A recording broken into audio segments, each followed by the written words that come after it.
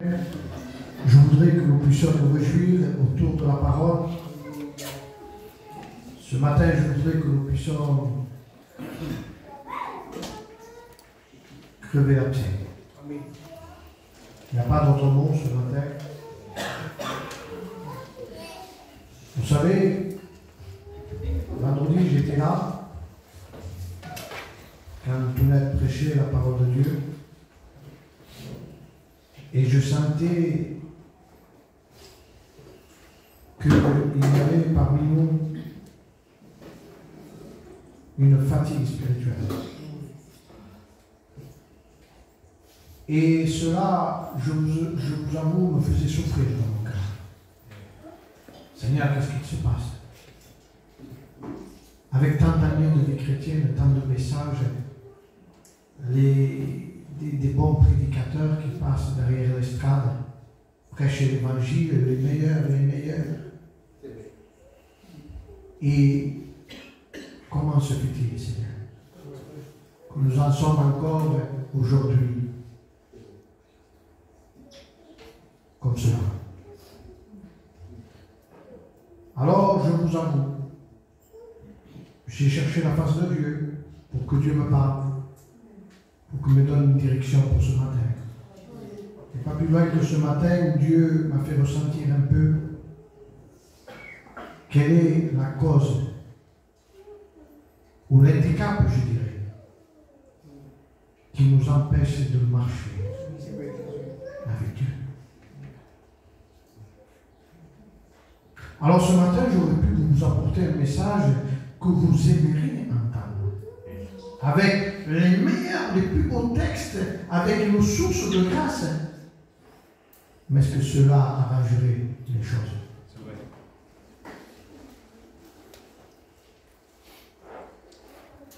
Ce matin, je voudrais que les aveugles voient, que les sourds entendent, que les paralytiques marchent,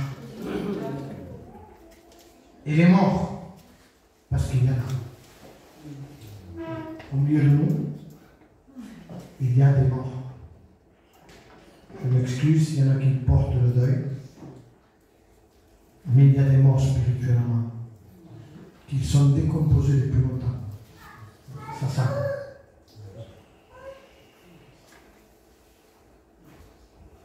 Et le seul qui peut donner la vie aux morts, il n'y en a qu'un seul. C'est Jésus. Amen. Ce matin, il est au milieu de nous.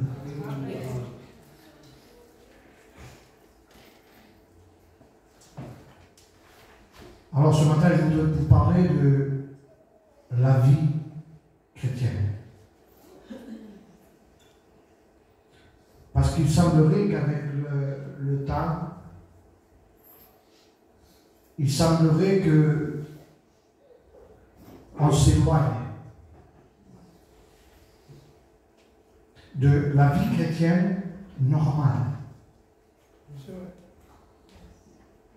On cherche autre chose aujourd'hui. Il semblerait qu'on cherche une forme de divertissement dans l'Église, des missions, des séminaires. Inviter des pasteurs, et ça se fait. Des pasteurs. Quel tu veux, toi, celui-là, tiens. Alors là-bas, en séminaire, on y va. Alors là-bas, on fait un chapitre, on y va. C'est devenu un divertissement. Et aujourd'hui, qu'est-ce que tout cela nous apporte? À critiquer nos pasteurs? À se critiquer les uns les autres? C'est ce qui nous apporte, nos missions, nos séminaires. Alors les frères, il va falloir réformer nos voies. Il va falloir prendre des décisions. Qu'est-ce que la vie chrétienne? Nous allons le voir ce matin. Alors pour commencer, pour adoucir un peu le texte, pour adoucir un peu la direction, je voudrais qu'on prenne 1 Corinthiens 13.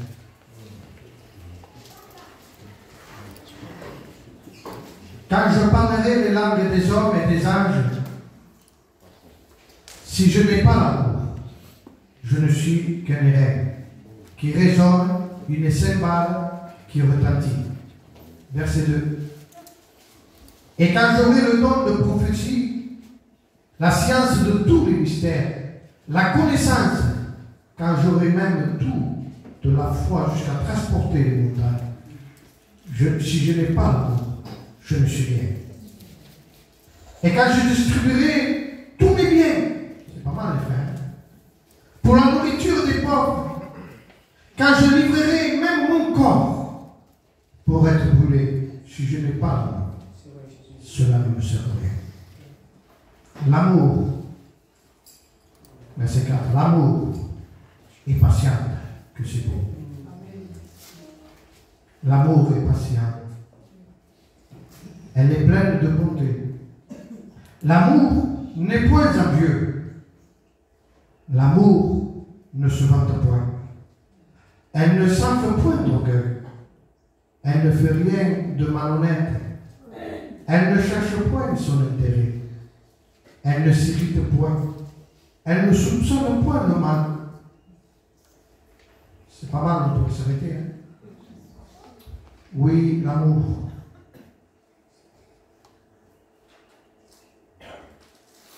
L'amour, je dirais, est le centre de l'évangile. D'ailleurs, c'est la cause pour laquelle Dieu a tellement aimé le monde. Il a tellement aimé le monde qu'il a donné ce qu'il avait de plus cher, son Fils. C'est l'amour qui a poussé. Vous voyez ce qu'il peut faire là? Est-ce que vous êtes en train de réaliser ce que je suis en train de dire ce matin? La puissance de l'amour a amené Christ jusqu'à Golgotha. Il n'a pas senti les douleurs par amour. L'amour surmonte tout. Quand on aime, ça n'écoute pas.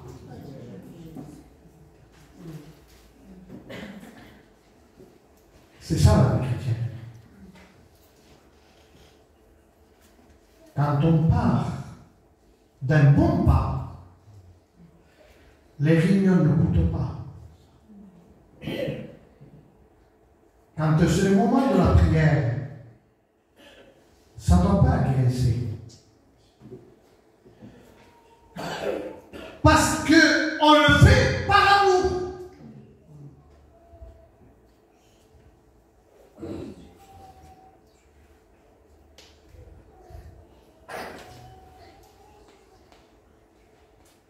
J'ai peur des temps et des moments que nous vivons, les frères.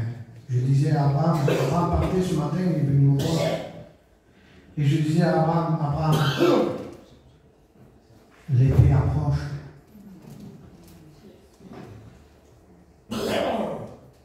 Et si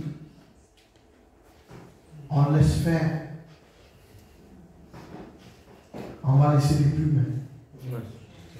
L'été approche, 3 mois d'été, quelle honte. 3 mois d'été, les chrétiens sont métamorphosés. Pour 3 mois d'été. Mais qu'est-ce que 3 mois d'été? À côté d'une éternité. Vous savez ce qu'on demande? C'est le ciel qu'on demande.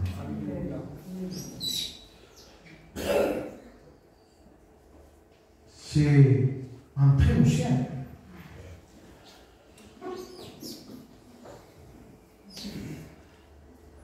Quand on aime, ça ne coûte pas, les frères et sœurs. J'ai mon enfant. Et je l'aime tellement que quoi qu'il me demanderait de faire, même des choses très dures, eh bien je le ferai par amour et ça ne me coûterait pas. Faites quelque chose pour quelqu'un que vous n'aimez pas. Allez-y. Allez-y, faites un cadeau à quelqu'un que vous n'aimez pas. Vous le ferez jamais. Vous le ferez pas. C'est pas vrai. Ça coûterait de le faire. Parce qu'il n'y a pas l'amour. Mais quand on aime, ça marche tout seul. C'est naturel. Les choses qu'on fait, c'est naturel. Mais quand on n'aime pas, on murmure tout le temps. Ah, tu te rends compte, hein? Le pasteur, il fait des réunions. Oui, mais on ne va se réjouit.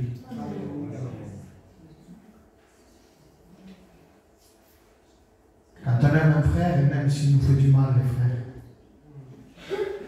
on ne l'admet pas. Il m'est arrivé, écoutez, on entrera dans le message. Il m'est arrivé d'un frère qui me fasse du mal. Ça ne vous est pas arrivé? Il m'est arrivé. Et ma femme, elle le voit.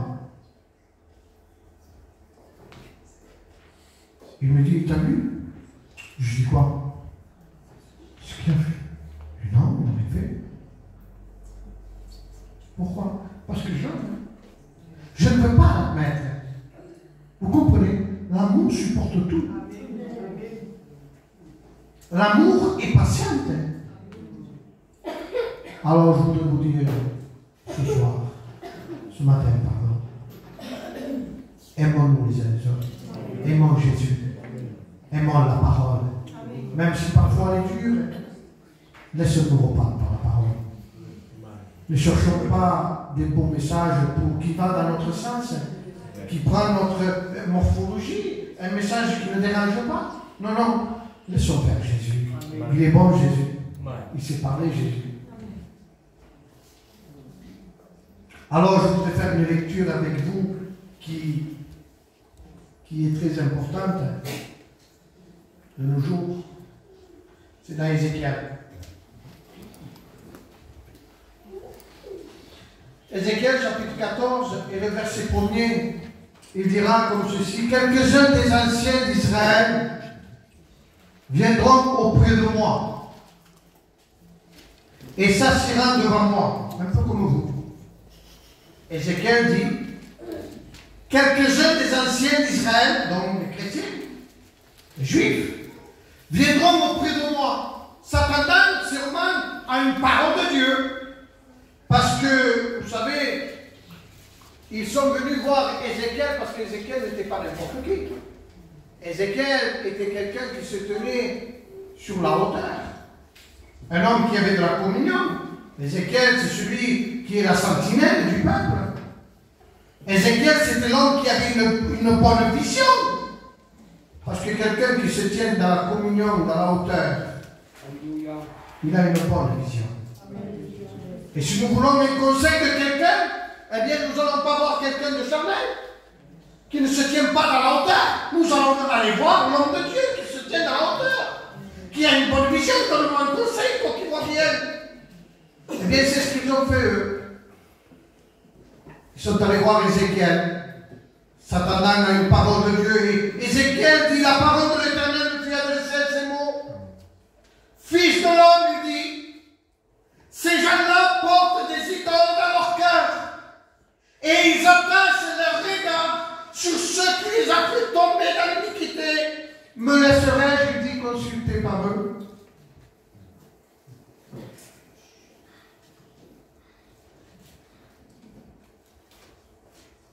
Comment est-ce possible que Dieu se laisse consulter par un peuple qui a des idoles dans le cœur? Qu'est-ce qu'une idole? Une idole, c'est quelque chose qui prend la place de Dieu.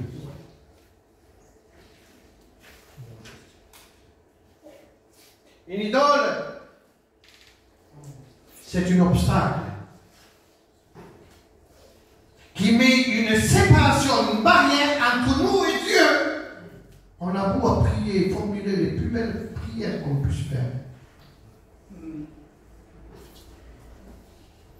Mais s'il y a une barrière, on peut prier des heures et des heures et des heures, on va se fatiguer plus que rien.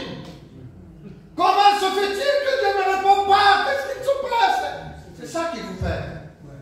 C'est un bien ce matin.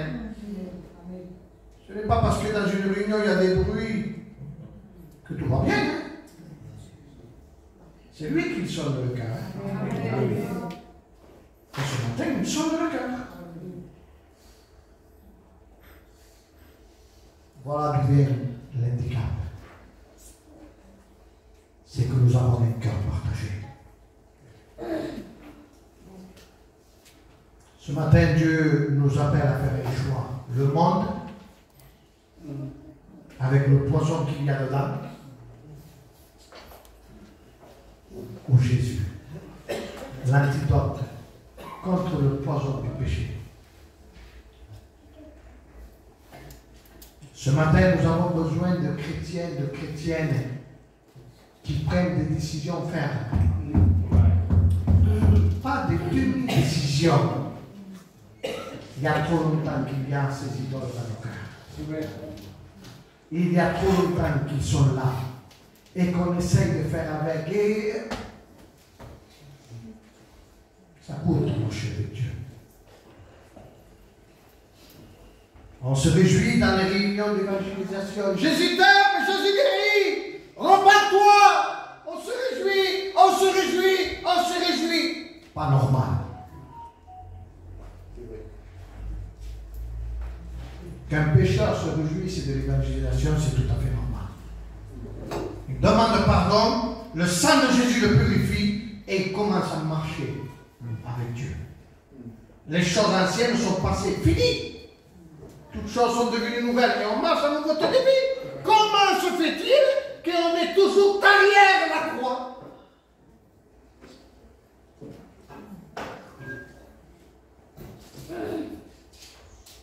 Marcher à cet égard de progrès en progrès. Un chrétien est appelé à marcher de progrès en progrès. Mais comment se fait-il que quand il y a des réunions d'enseignement, des réunions d'exhortation, il est long le pasteur, hein, comme ça. Oh là là. Et quand il y a des réunions de feux d'artifice, il se réjouit, ça. Posez-vous des questions. Posons-nous des questions.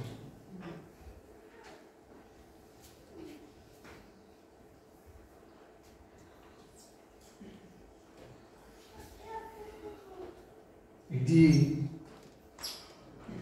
Matthieu 13, il dit, le cœur de ce peuple est devenu insensible. Non plus cette sensibilité de l'esprit qui nous pousse à la prière, cette sensibilité de l'esprit qui nous pousse à la lecture, qui sont les éléments essentiels d'une vie chrétienne. Aujourd'hui, on voudrait tout faire dans la vie chrétienne, mais ça, c'est des principes éléments. Sans lecture, sans prière. Réunion. Où est-ce qu'on va? Jusqu'où ça va tenir?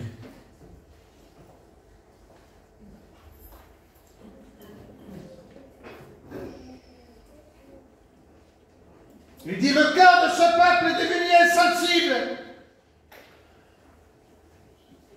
Ils ont endurci. Ah bon? Ils ont endurci leurs oreilles. Ils n'entendent que ce qui leur convient. Ils n'entendent que ce qui leur convient. Ils ont fermé les yeux. Ils ne voient que ce qui leur convient. Ils vivent un évangile comme ça leur convient.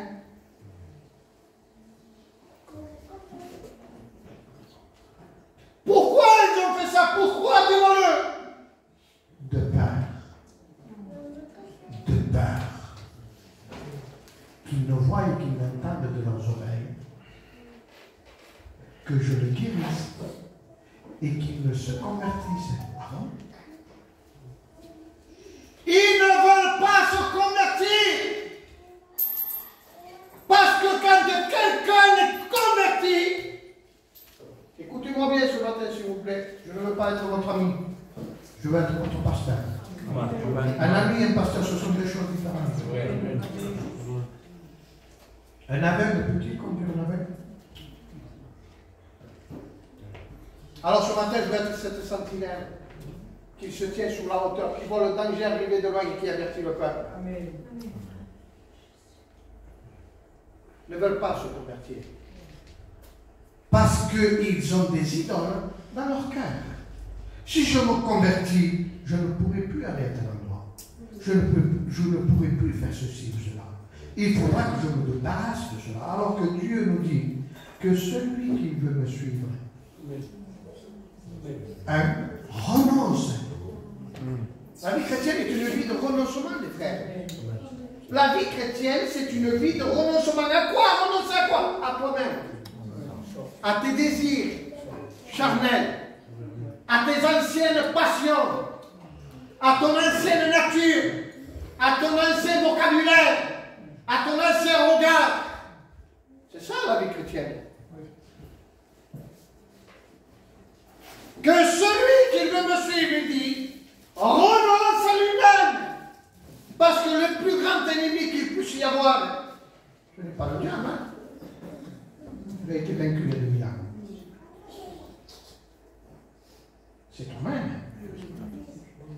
Qu'est-ce qui te fait souffrir? C'est toi-même.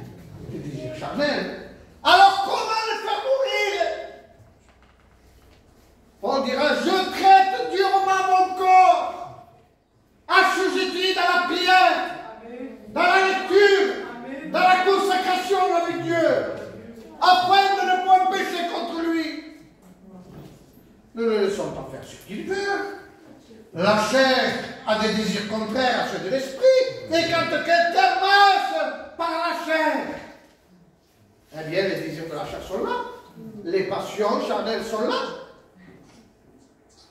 Comment voulez-vous avoir des désirs spirituels si on marche par la chair? Un mariage, le premier. Hier, je regardais, malheureusement, voilà. Je suis tombé dessus. Moi, jamais je regarde, je passe comme ça. Et ma femme me dit, regarde. Je dis quoi? Il prend le téléphone de l'enfant, il met les réseaux, ça va. Et je vois des chrétiens danser dans le mariage. De notre église, hein. Et après, ça prophétise, hein. Ça va la main, hein. On se moque de Dieu. Celui qui entend la parole, qui comprend la parole de Dieu, et ne la met pas en pratique, c'est se moquer de Dieu. Heureux l'homme, il dit, qui ne marche pas selon le conseil des pécheurs, qui ne s'arrête pas sur la voie des pécheurs. Ce n'est pas normal qu'un chrétien se plaise avec des pécheurs. C'est comme moi, aujourd'hui, je regarde le petit groupe de plein de drogue. Et je regarde, combien tu as fait aujourd'hui? Et ça coûte combien ça? Et tu vas... Mais ce n'est pas tout à fait normal qu'un chrétien passe des heures et des heures et des heures avec des païens. La cité me connaît cela, moi. Si je prêcherais des choses que je ne vis pas, les gens m'envoient là. Pour me dire, non, ouais, tu ne dis pas ça, pour arrêter toi de prêcher ça. Je ne sors pas, moi, on ne dirait pas que j'habite là. Je suis enfermé 24 sur 24 chez moi. Je ne supporte pas de voir des injustices. Je ne supporte pas de voir le mal. Ce n'est plus normal que des chrétiens, eh bien, ça ne leur fait rien. Lorsque je sors 1 heure ou 2 pour prendre l'air, il faut bien prendre l'air des fois. Eh bien, je sors de la cité, je m'en vais avec une espèce de troupe marketing. Qu'est-ce que j'ai? Oui, bien rien. Pourtant, qu'est-ce que j'ai? Qu'est-ce que j'ai? Et je comprends. Je comprends qu'est-ce que c'est. Heureux l'homme, heureuse la femme qui ne marche pas en compagnie du pécheur.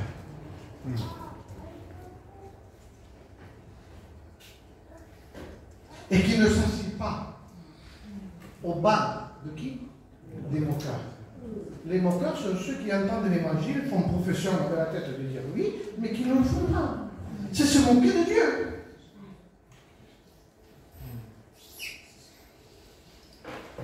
Si nous n'avons pas de l'amour pour Jésus, la vie chrétienne va nous coûter. Pourquoi pas? Tu n'y arriveras pas.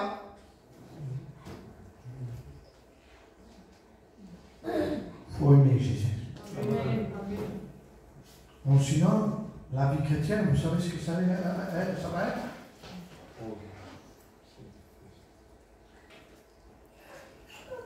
Dans Matthieu 27, verset 32. On peut l'afficher, s'il vous plaît.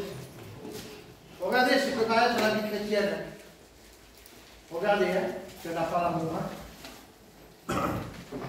Lorsqu'ils sortirent, ils rencontrèrent un homme de Cyrène, appelé Simon, et ils le forceront à porter la croix.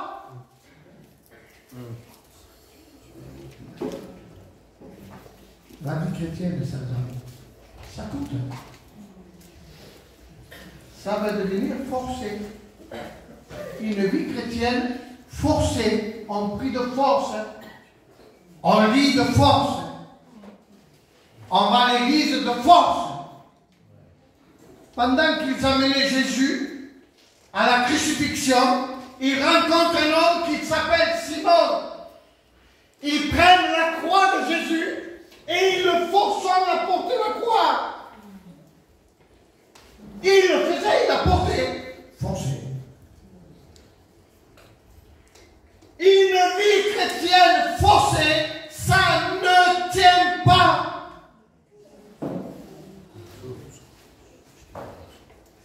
Entrez par la porte étroite. Car là, et aujourd'hui on veut un évangile là, spacieux, un évangile de plaque, un veau d'or, un évangile qui va prendre la forme que nous voulons, un veau d'or, fais-nous un veau d'or, un Dieu qui ne voit rien, un Dieu qui n'entend pas, et qu'on le porte où on veut. C'était le peuple qui demandait ça. Aaron. Un évangile du veau d'or. Et nous sommes en train de petit à petit d'entrer dans le moule.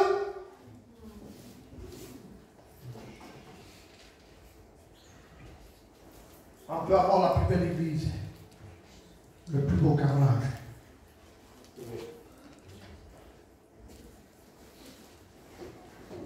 Il n'y avait pas plus beau que le Titanic. C'était le paquebot des rêves. Le paquebot des rêves. Et le paquebot des rêves a coulé petit à petit.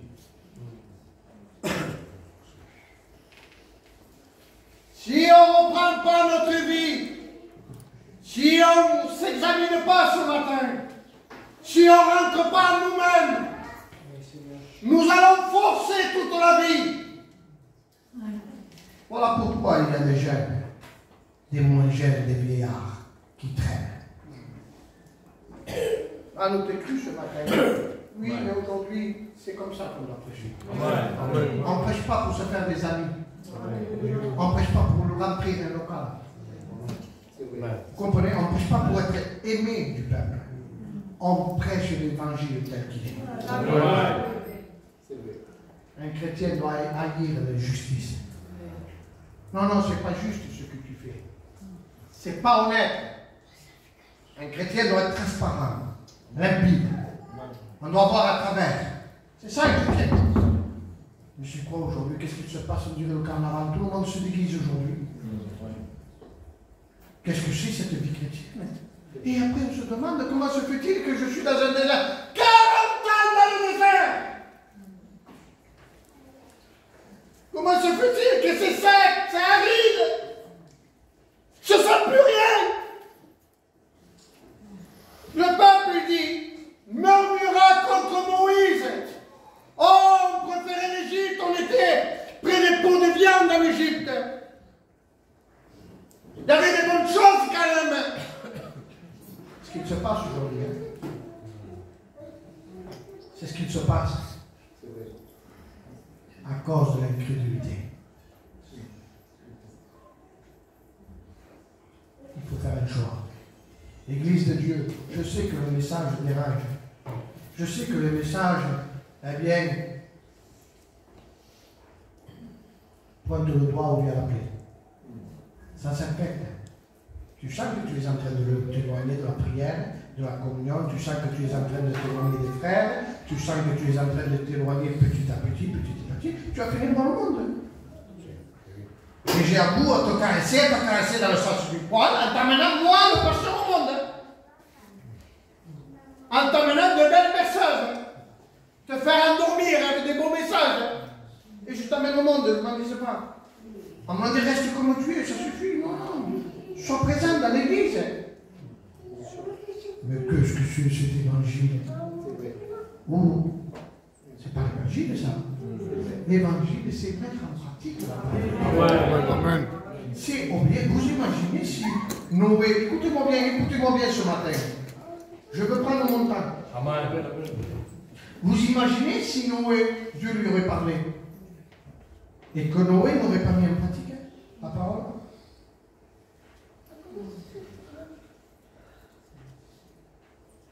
Il serait aussi noyé avec les autres. Vous imaginez si Noé n'était pas droit et intègre, croyez-vous que Dieu aurait parlé à Noé? La Bible dit que cet homme était intègre dans son temps et qu'il marchait avec Dieu. C'est ce qu'il dit la Bible. Imaginez-vous que cet homme n'était pas intègre et qu'il ne marchait pas avec Dieu. Croyez-vous que Dieu lui aurait parlé? Dieu ne parle pas à n'importe qui. Vous comprenez? Oui. Alors je vais dire une autre chose. Malgré l'écoute de Dieu, de Noé, malgré l'obéissance et l'intégrité de Noé, si Noé n'aurait pas pris des provisions pour 40 jours de déluge, Noé serait mort dans l'arche. On peut venir à l'église qui représente l'arche.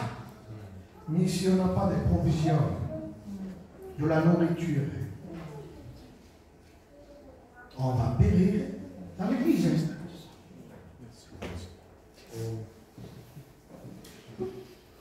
Alors, qu'est-ce qu'il faut faire dans nous? Eh bien, il faut faire des provisions. Dans la lecture. C'est ça la nourriture du chrétien. Arrêtons de manger de tout et n'importe quoi. Tiens, Facebook, WhatsApp. Et la journée est passée. On s'endort avec le portable à la main. On se relève avec le portable à la main. Et après, encore, on est capable de venir à l'église et dire je ne ressens plus rien.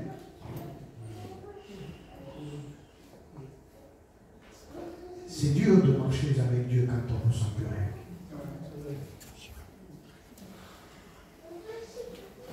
C'est tout ça. Alors je crois ce matin que nous avons compris ce que Dieu désire de chacun de nous. Que celui qui veut me suivre, tu veux le suivre? Je te pose une question ce matin. Est-ce que tu veux me suivre?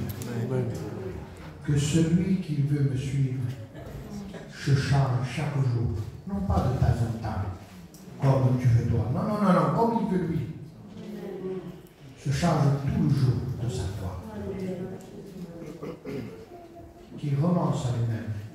Tu n'existes plus. Paul dit, ce n'est plus moi qui vis, mais Christ vit à moi. La Bible entière est là pour vous montrer un exemple de vie chrétienne. Le temps me manquerait de vous parler de Pierre. Jésus lui a annoncé qu'il fallait qu'il aille à Golgotha, à Jérusalem, et qu'il soit crucifié. Jésus l'a averti à Pierre. Ces choses vont arriver, Pierre, ils vont venir, ils vont me prendre. L'un de vous va me livrer, en parlant de Judas. Il avertissait à Pierre, il avertissait. Pour que Pierre se prépare dans le jeûne, dans la prière, pour qu'il soit prêt à être confronté à toutes ces choses. Mais Pierre nous a dit qu'à un moment donné, il dormait. Jésus dit, Pierre, tu dors maintenant? Il s'en va pour une deuxième fois, s'éloignant pour prier, il revient, il le retrouve endormi, il dit, Pierre, tu dors? Cela s'est répété plusieurs fois, 3 fois.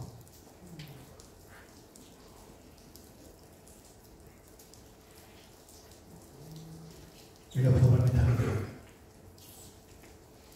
Alors qu'est-ce qu'il se passe? Il vient de la porte pour prendre Jésus. Et Pierre, là, qu'est-ce qu'il fait? Il sort son épée. Il coupe l'oreille du soldat. Il dit, non, Pierre, c'est pas comme ça ton combat. Fallait prier, Pierre, fallait jeûner, tu n'aurais pas fait ça. Nous sommes des chrétiens, nous. L'épée, c'est la parole, c'est pas la langue. Parce qu'on fait beaucoup de dégâts, etc. Hein? On met des étiquettes à tous les sœurs, tous les frères, tous les pasteurs, et ça taille de tous les côtés. Non, rangeons cette épée-là. Elle fait beaucoup du mal. Elle fait beaucoup du mal. Mais prenons l'épée de l'esprit, qui est la parole de Dieu. C'est avec elle qu'on doit combattre, les frères. Alors je crois que ce matin nous avons compris. La vie chrétienne est une vie de renoncement. Si on n'aime pas Jésus, ça va être une vie de religion. De religion. Vous avez vu, vous êtes allé dans l'islam, tout ça. 6 heures du matin, 5 heures du matin, de genoux en plat et prier. C'est une religion, mes frères. Et ça peut durer jusqu'à la mort. Et je ne voudrais pas ce matin que vous soyez déçus. Ce matin, je voudrais sonner de la sonnette à l'arme. Et réveillez-vous. Réveillez-vous. On a besoin de se réveiller et de dire c'est ça la vie chrétienne. C'est de mettre en pratique la parole de Dieu. C'est de ne pas se moquer de Dieu. La vie chrétienne, eh bien, c'est de lui obéir. Et quand on aime, on obéit. Hein. Quand on aime, l'amour nous pousse à l'obéissance. Hein. Vous comprenez? Qu'est-ce qui démontre que nous aimons Jésus? Eh bien, ses commandements ne sont pas pénibles, dit la Bible. Les commandes de Dieu sont pas pénibles, c'est vrai. Quand tu aimes quelqu'un, j'aime mon fils, moi. Je le commande 50 fois il m'aime. Parce qu'il m'aime. Hein. Commandez quelqu'un qui ne vous aime pas, il va vous tuer. C'est ça la vie chrétienne. Plus vous allez aimer Jésus, et plus vous allez lui obéir. Plus tu vas aimer ton frère et ta soeur, plus tu vas la supporter. Ouais. Vous comprenez? Il faut supporter. Moi, je ne peux pas le voir. Hein. Je ne peux pas la voir. C'est quoi ce langage là, païen? Je ne peux pas la voir. Hein. Si elle vient, je m'en vais. C'est chrétien ça? D'où viennent ces choses-là? Et moi, ce serviteur, je ne l'écoute pas. Mais tu imagines ce que tu es en train de vivre? À moins que le pasteur marche dans le péché, très bien, je viens avec toi. Mais s'il marche dans l'obéissance à la parole de Dieu, qui es-tu, toi, pour juger? Autre, premièrement, la poutre qui est dans ton nez, et tu sauras comment enlever la paille qui a enlevé ton frère. Tu as une poutre, et tu vas enlever la paille. Tu vas pas voir de la poutre, quoi. Ici, la paillette. Tu vas enlever la paille de ta sœur, et il y a une poutre dans ton œil. Non. Non. Soyons des chrétiens. Soyons des chrétiens authentiques. Après, on pourra parler en langue. Après, on pourra prophétiser. Après, on pourra dire Dieu m'a dit.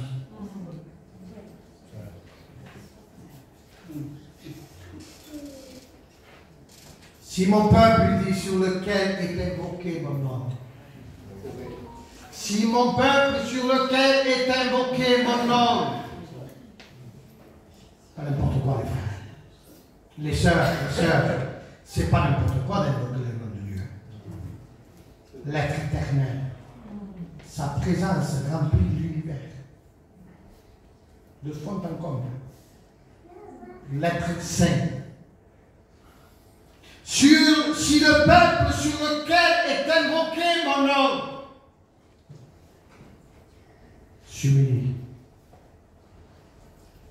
prie, il cherche ma face, et s'il se repent, je me laisserai trouver par lui. Alors ce matin, je ne voudrais pas que nous regardions ce message comme une offense. Parce que pendant que je vous prêche, je me prêche moi-même. Parce que je ne suis pas un saint. Je suis fait de la même nature que vous. Et pendant que Dieu vous parle, me parle aussi à moi. Je ne suis pas un saint. J'ai des défauts. Et j'ai besoin de renoncer encore, et encore, et encore, et encore, et encore, et encore, jusqu'à temps que je disparais. Est-ce que vous voudrez ce matin avoir cette vie chrétienne? Je pose une question au peuple ce matin. Je pose une question au peuple. Est-ce que vous désiriez, comme des enfants nouveau-nés, c'est la parole de Dieu, le lien spirituel?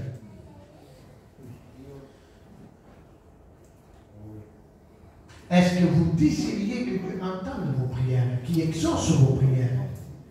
Moi, je le désire. Frère, moi, je désire que Dieu m'entende et qu'il exauce ma prière. Et ce matin, je ne veux pas faire le Dieu d'oreille parce que le message me dérange.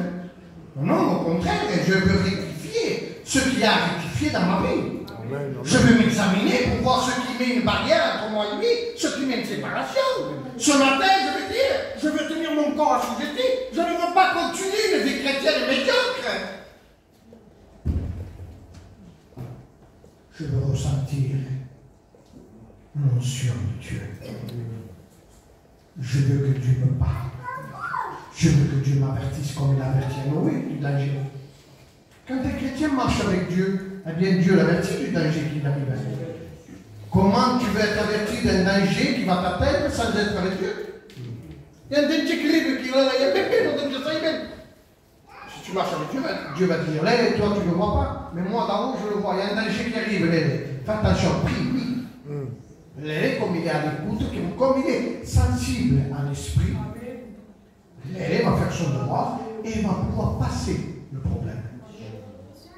Mais si nous marchons loin de Dieu, que nous ne sommes pas sensibles à l'esprit, comment voulez-vous entendre la voix de Dieu? Il faut choisir le monde avec le poison qu'il y a dedans, ou Jésus et son antidote.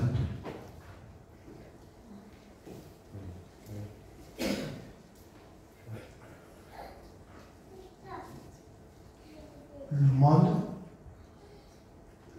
avec les friandises avec lesquelles Satan veut t'attirer,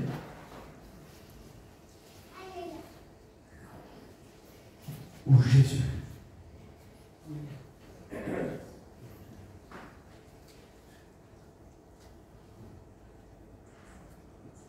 Je ne voudrais pas qu'on sorte de ce lieu ayant entendu une mélodie, un son et oublié.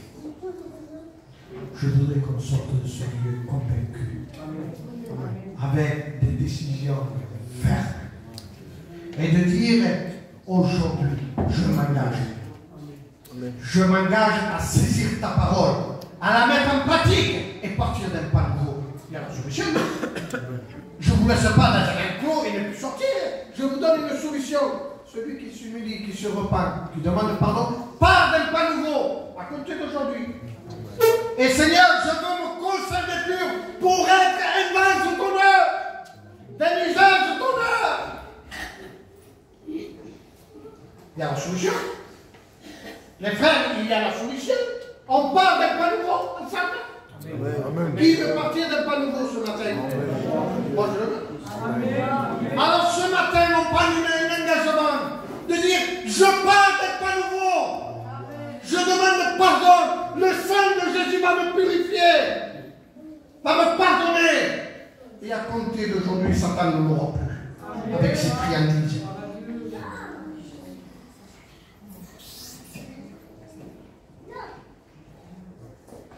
Ne nous laissons pas avoir. Il nous a trompés jusqu'aujourd'hui. La raison pour laquelle tu ne ressens plus rien, la raison pour laquelle tu es malheureux, malheureuse, c'est parce qu'il y a de la désobéissance. C'est parce que nous sommes en rébellion. Alors ce matin, donnez-le pardon. Ce matin, au milieu de nous, devant la face de Dieu. Vous voulez continuer à vous moquer de Dieu? Continuez. Moi, je veux me sanctifier. Si Baal et Dieu allaient après lui, il dit, Élie. Si Baal et Dieu allaient après lui, faites. Pourquoi vous restez là? Jusqu'à quand il dit, clochez-vous de deux côtés. Et c'est là qu'il envoie le défi. Si ton Dieu est Dieu, dis-lui de continuer l'Holocauste. On va voir si c'est ça. Il dit, moi j'apporterai le mien. Et Dieu a répondu à Élie. Je ne veux pas m'attendre sur ce message, parce que l'heure est avancée dans le culte et je voudrais laisser un temps à la prière. Ce matin, je crois qu'il y a des cœurs qui ont reçu, que la parole est tombée dans la bonne terre, Amen. et qui va pousser, et qui va porter la fruit. Alors, je voudrais que nous puissions nous